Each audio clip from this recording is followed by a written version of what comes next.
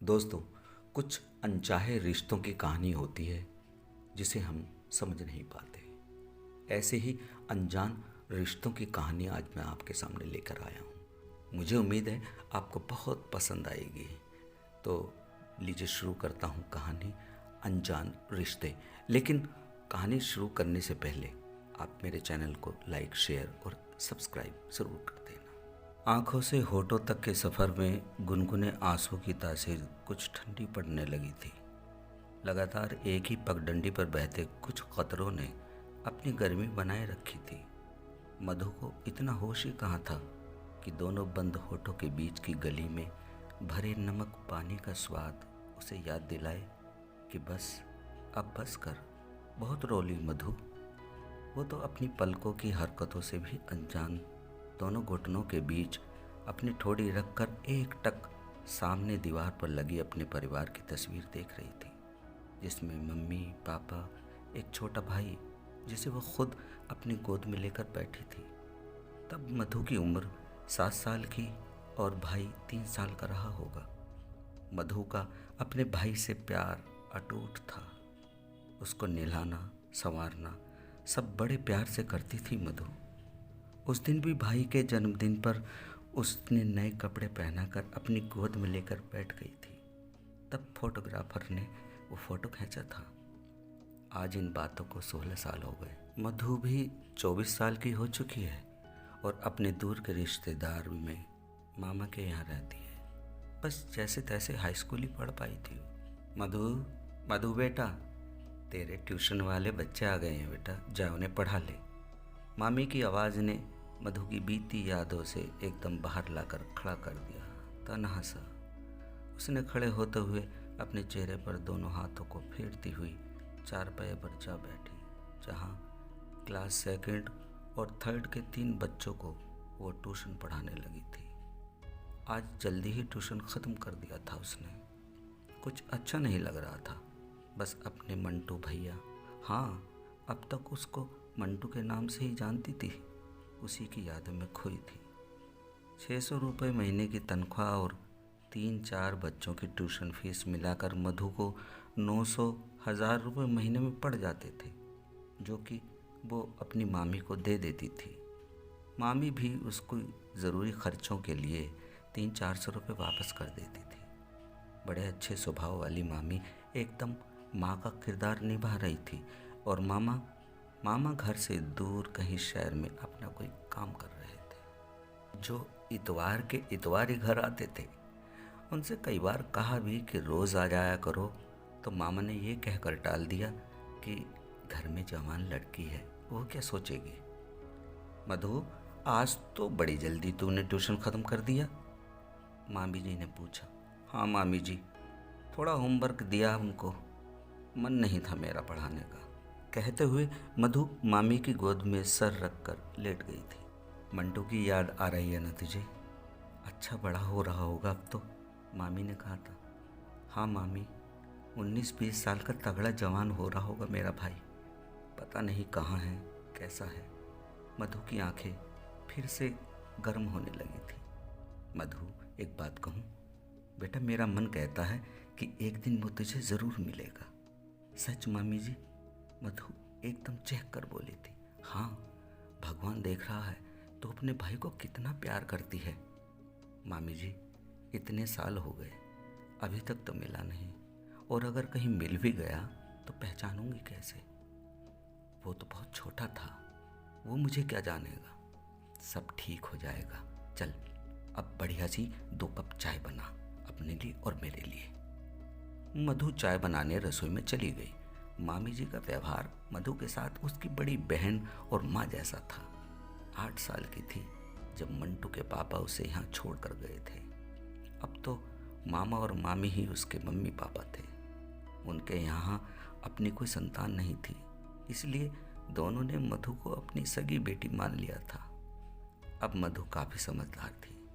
जब उसे अनाथ आश्रम से गोद लेकर आए थे तब वो मुश्किल से 4 साल की होगी। मंटू का जन्म उसके आने के बाद हुआ था। अपनी संतान हो जाने पर मधु से मोह खत्म हो गया था तो बेचारी मधु को यहाँ छोड़ गए। क्या करती वो? और उसकी तकदीर देखिए, जिसके बचपन की अटखेलियों ने एक औरत में ममत्व का संचार किया, उसको माँ बनाने के रूप में साकार किया, उसको ही घर से बेघर कर दिया। मधु अक्सर ये सोचा करती थी, फिर भी अपने भाई के उसके प्यार को वो कभी नहीं भूली थी। बेटी, आपको प्रिंसिपल मैडम बुला रही हैं। माई जी ने मधु को क्लास में आकर कहा। अच्छा आंटी जी, अभी आती हूँ। सुनो, सब चुप बैठे रहना, अभी आती हूँ मैं। हाँ, शोर मत करना बिल्कुल भी। बच्चों को कहती हुई प्रिंसिपल मैडम के ऑफिस में मधु ने जैसे ही एंट्री मारी, मधु, क्या नीलू और चंचल को तुम ही ट्यूशन पढ़ाती हो? यस मैम, मधु ने तुरंत जवाब दिया। ये लो, उनके मम्मी पापा ने आपके खिलाफ एक कंप्लेंट की है। इसमें लिखा है आप कुछ ध्यान से नहीं पढ़ा रही हो बच्चों को, रोज़ रोज़ होमवर्क दे देते हो बस, और कुछ नहीं। बच्चे कुछ नहीं सीख पा रहे हैं।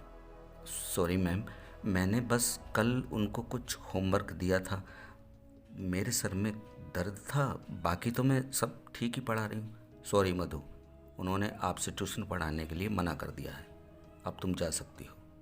जी मैम, कहकर मधु थकी थकी सी अपनी क्लास में आकर बैठ गई थी। ऊपर से बच्चों के पेपर होने वाले हैं और ऐसे टाइम पर ये कंप्लेंट। मधु का दिमाग चकरा गया था। अब तक मधु जान गई थी कि कोई फिरकी जरूर ले रहा है, क्योंकि उसे अपनी मेहनत पर पूरा भरोसा था। उसने बात को धक्का दिया और स्कूल के बाद घर फिर से पहले मूड में। मामी जी, आप बस एक कप चाय बना दो। बेटा, पहले खाना खा ले, चाय बाद में पी लेना। नहीं, पहले चाय मामी, कहकर मामी के गले से लग गई थी। मधु, ये पॉलीथीन में क्या लाई है बेटा? बेसन लाई हूँ मामी जी, कल संडे है ना, तो मामा जी आ जाएंगे, बस थोड़ी बहुत देर में। बस थोड़ी बहुत देर में आज आने वाले हो? पर वो तो इतवार के इतवार आते हैं ना। नहीं, मेरी बात हो गई है उनसे, फ़ोन किया था उन्होंने, आज शाम से पहले वो आ जाएंगे और आते ही हलवा मांगेंगे। ये तो उन्हें अच्छा किया, बेसन का हलवा तो जान है उनकी। मामी जी, ये लो फ़ोन, उन्होंने कहा था कि घर पहुंचकर अपनी मामी से बात करा देना। मामी फ़ोन लेकर घर के अंदर गई। मधु चाय बनाकर छोटी छोटी चुस्की ले रही थी, पर दिमाग में प्रिंसिपल मैडम की बात घूम रही थी। मामी के बाहर आने पर फिर से नॉर्मल हो गई थी। मामी जी, मैं ज़रा अभी आ रही हूँ, तब तक आप अपनी चाय पी लो वरना ठंडी हो जाएगी। मधु कहकर सीधे नीलू और चंचल के घर गई। वहाँ जाकर बात की और सीधे सीधे दोनों बच्चों के इस महीने की फीस ली और घर वापस आ गई। एक और पॉलीथीन देती हुई बोली, ये लो मामी जी। ओ, अब इसमें क्या लाई? क्या है ये? पेस्ट्री? ये किस लिए लाई बेटी? क्या मामी जी, आप बड़ी भुलक्कड़ हो। आज कौन सी तारीख है? तारीख? तारीख 9 तारीख है आज। 9 फरवरी 2019। तो आज आपकी क्या है? हमारी शादी की सालगिरह है, कहकर शर्मा गई थी मम्मी। तो आज मैं आप दोनों को बधाई दूंगी। अच्छा, तो ये तुम दोनों मामा भांजी का मिला हुआ खेल है, और क्या? पर बेटा, तेरे पास इतने पैसे? अरे कुछ नहीं, वो नीलू और चंचल की मम्मी से लाई हूँ, पूरा हिसाब करके। क्यों? पूरा हिसाब क्यों? कुछ नहीं मामी जी, उनको लगता है मैं बच्चों को ठीक से नहीं पढ़ाती, अब वो किसी और से पढ़ाएंगे, मैं तो अपना हिसाब ले आई। अच्छा किया बेटा तूने, मैं तो पहले ही कहता था कि तू ये सब छोड़ दे, पर तू मना करने लगी। अचानक पीछे से मामा जी की आवाज़ सुनकर मधु खिल गई और दौड़कर मामा के पास गई। मामा जी ने उसे अपनी छाती से लगा लिया। मधु तुरंत वहाँ पकड़कर चारपाई पर बिठाकर बोली, मामी जी, मामा जी, आप दोनों को शादी की सालगिरह मुबारक हो। दोनों ने मधु के सर पर हाथ रखा। जीती रहे मेरी बच्ची।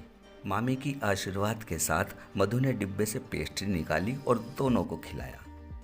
बेटी, आज मैं तुमसे कुछ मांगना चाहता हूँ। मुझसे? क्या? बोलो ना मामा जी। बेटा, 25 सालों से मैं और तेरी मामी एक शब्द सुनने को तरस गए। अगर तू हमें इस लायक समझती है तो बेटा आज के बाद मामा मामी ना कहकर पापा मम्मी बोलेगी। बस इतना ही सुना था कि मधु पापा मम्मी कहती हुई दोनों से लिपट कर खूब रोई, खूब रोई। रोती रोती कही जा रही थी, मैं बहुत पहले कहने वाली थी, पर सोचती थी कहीं आप लोग बुरा ना मान जाएं। आज मैं बहुत खुश हूँ पापा, बहुत खुश। चुप हो जा बेटी, आज ही रो लेगी क्या? विदाई के लिए भी थोड़े आंसू बचा ले। इतना सुनते ही मधु ने जैसे और जोर से रोना शुरू कर दिया था। बस बस, मेरा बेटा है, अब बेटे की क्या विदाई होती है? चुप हो जा, मेरा राजा है तू तो, मामा ने कहा था। कुछ ही देर में भावुकता का माहौल नॉर्मल हो गया था। आज मधु खुद को दुनिया की सबसे भाग्यशाली लड़की मान रही थी। वो कुछ गुनगुनाती हुई रसोई में जाकर बेसन का हलवा बनाने लगी थी। शादी की सालगिरह की बधाई हो मधु की माँ। तुम्हें भी बधाई हो मधु के पापा। सुनो जी, मैं तुमसे कुछ कहना चाहती हूँ। हाँ बोलो ना। हमारी मधु अब बड़ी हो गई है, शादी की ये उम्र सही है। तुम लड़के की तलाश शुरू कर दो। तुम चिंता मत करो मधु की माँ, बेफिक्र रहो, लड़का भी मिल जाएगा अपनी मधु के लिए। मधु बेटा, हलवा बना? हाँ अभी लाई पापा, बस 2 मिनट। सुनती हो, आज क्यों ना कहीं बाहर चलें खाना खाने अपनी बेटी को लेकर? जैसी तुम्हारी मर्जी, मामी ने आज्ञा दी। ये लीजिए आप दोनों के लिए गर्म गर्म बेसन का हलवा। मधु एक काम कर, तू जल्दी से तैयार हो जा, आज कहीं बाहर चलते हैं खाना खाने। सच? पर अभी से? अभी तो 4 बजे हैं पापा। हाँ तो क्या है, 6 तो तुम दोनों बजा ही दोगे तैयार होने में। और पापा आप? अरे मेरा क्या, मैं ऐसे ही चल दूंगा। कहते हुए वो बाहर दरवाजे की तरफ गए। जैसे ही दरवाजे पर पहुंचे, एक गाड़ी आकर रुकी। उसमें से बनारसी चाचा उतरे और मामा जी के पास आकर बोले, अरे राघव भाई, ये गाड़ी वाले बाबूजी तुमसे मिलना चाह रहे थे। इतने में ही गाड़ी वाले बाबूजी भी उतरकर मामा के सामने आकर खड़े हो गए। जी कहिए, मैंने आपको पहचाना नहीं। मामा जी, मैं मंटू। मंटू मेरे बच्चे, कैसा है रे तू? मामा जी, मधु दी। अरे बेटा, सारी जिंदगी तेरी याद में रोती रही वो। दी कहाँ है? आंखों में आंसू लिए मंटू उत्सुकता में था। बेटा वो अंदर है, शायद तेरे आने की खुशी में ही सुबह से खुश है वो। ठहर बेटा, मैं थोड़ा माहौल बनाता हूँ। मधु बेटा, तैयार हो गई क्या? आप भी कमाल करते हो पापा जी, अभी तो हम शुरू भी नहीं हुए। अच्छा इधर आ और अपनी माँ को भी साथ ले आ। बेटा, आज तूने हमें समाज में एक नई पहचान दी, बदले में हम तुझे कुछ भी नहीं दे पाए। बेटा मांग ले आज जो मांगना है। पापा जी, मुझे सब कुछ मिल गया। आपने मुझे अपनी बेटी के रूप में अपनाकर दुनिया की सारी दौलत दे दी। अब और कुछ रहा ही कहाँ मांगने को। देख बेटा, तेरे पास 5 मिनट है। आज तू जो मांगेगी वो तुझे मिल जाएगा, तेरी इच्छा पूरी हो जाएगी। बोल क्या मांगती है? सच पापा? हाँ, तू जो चाहे। अपने परिवार में आज बदलाव हो सकता है। पापा, आज मंटू भैया होते तो। अरे कुछ और मांग तो क्या करती? वो तो मेरे बाएं हाथ का खेल है। और कुछ नहीं, बस मेरी आखिरी इच्छा है कि मंटू भैया मुझे मिल जाए। तो लो, अभी बुला लेता हूँ। अरे मंटू, अंदर आ जाओ। मंटू को देखते ही मधु पहचान गई थी। उसकी खुशी का ठिकाना ना रहा था। मंटू मधु के पैरों में गिरकर रोने लगा था। मधु ने मंटू को अपने बच्चे की तरह खूब प्यार किया। काफ़ी देर बाद सब कुछ नॉर्मल हुआ। मनु ने बताया उसका एक अच्छी कंपनी में सिलेक्शन हो गया है। मम्मी का एक लंबी बीमारी के बाद देहांत हो गया। पापा घर पर हैं, वो ठीक हैं। मंटू, तेरी याद में बहुत रोई हूँ भैया। अब तो तू मुझे छोड़कर नहीं जाएगा ना? नहीं जाऊंगा, कभी नहीं जाऊंगा। मुझे बस धुंधली सी याद थी जो आप मिल गई। पापा ने मुझे सब बता दिया था, वरना मुझे तो पता ही नहीं चलता कि मेरी भी कोई बहन है। एक ऐसी बहन जिसे रिश्तों को बनाना आता है, सगे ना होते हुए भी अपनाना आता है, रिश्तों की डोर को हाथों में मजबूती से थामना आता है। आज एक बहन की सारी मनोकामना पूरी हो गई थी। आज उसके अपनों ने उसे अपना लिया था और मधु ने जैसे संसार को पा लिया था। ये अनजान रिश्ते बने रहें, बस इतनी सी ही ख्वाहिश थी मधु की। तो दोस्तों, ये थी आज की कहानी। आपको कैसी लगी कमेंट बॉक्स में लिखकर ज़रूर बताना। और हाँ, मेरे चैनल को लाइक, शेयर और सब्सक्राइब करना बिल्कुल मत भूलना।